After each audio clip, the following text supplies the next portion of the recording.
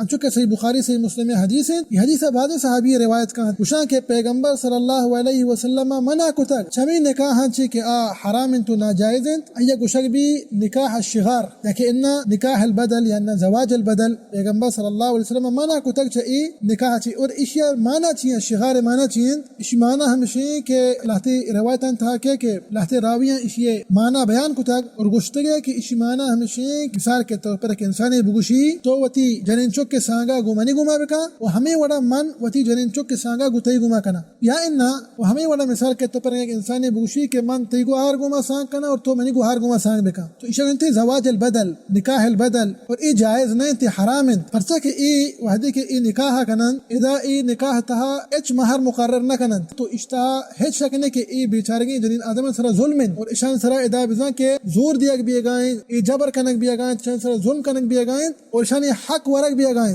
تاکہ دو حرام مردم وتی خواہشہ پورا بکا بس. لہذا پیغمبر صلی اللہ علیہ وسلم ای قسم نکاح حرام قرار داتا کو منع کتی اشتی کہ انسان تی وہ جائز نہیں کہ تو ایوڑی نکاح بکنے حلالی نکاح استا تی کرا تو پرچا حلالی یل داتگا ای حرام دنبا کب تگے. تو خلاصہ ہمشی کہ نکاح الشغار ہے زواج البدل ایک انسانی بگوشیت مثال کے طور پر تو منی ترزت گما سانگ بکا منتی ترزت گما سانگ کنا پدا ای درمیانا پدا ہمی چیز سرا اتفاق کنند کہ اشان درمیانا ہے چھک مہر نبی سواء اش ترزت بھی ناکوزت بھی اش گوہار بھی اش جنین چوک بھی خالی شانی مقصد ہر چی بھی لیکن اشانی درمیانا حق مہر ہچ مقرر نہیں بس ہمیں وتی خواہش پورا کنک واسطہ ہمیں سلنے کارا کنند ہمیں حرامی نکاح کنند. مچیا مرچی بیان کتا کہ افسوس بعضی مسلمانی ای نکاح متعلق نزان لیکن وحدی کہ شما یہ حدیث پیغمبر صلی اللہ علیہ وسلم عشق کو صحیح بخاری صحیح مسلم نی الحمدللہ شما یہ مسئلہ متعلق زانے شما سرا واجب ہمشی کہ شما